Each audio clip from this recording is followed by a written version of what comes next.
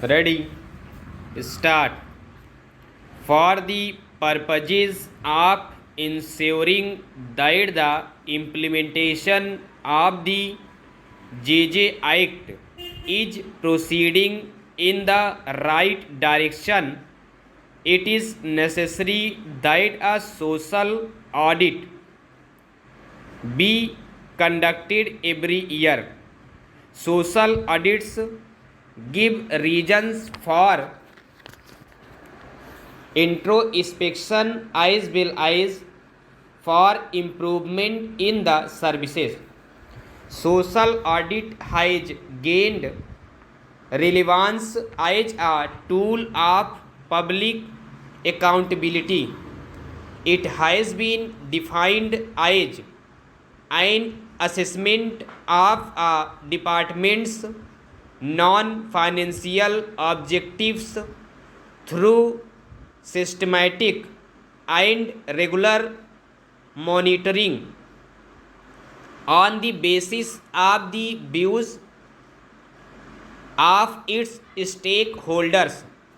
A social audit is considered novel as it is supposed to serve as a supplement to a conventional government audit, often done in 12 months cycles, generating an audit report every time.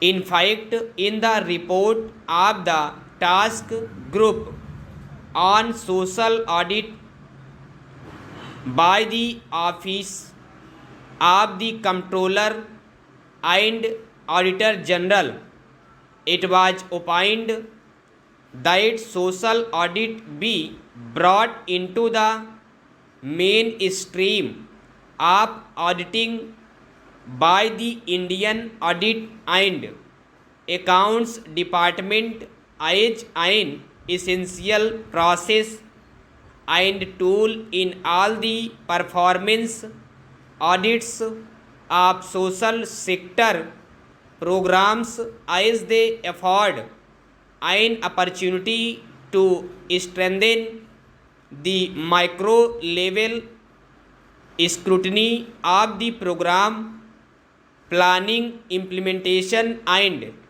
monitoring report of the task group on social audit, Office of the Comptroller and Auditor General of India 2010 at page 5. The requirement of a social audit is necessary not only for purposes of introspection but also transparency and accountability in the effective implementation of the JJ Act. There cannot be any reason to avoid conducting social audits, more particularly since they have been encouraged by the Mahatma Gandhi National Rural Employment Guarantee Act 2005 as well as by the Integrated Child Protection Scheme by the Comptroller and Auditor General of India and the National Food Security Act 2013.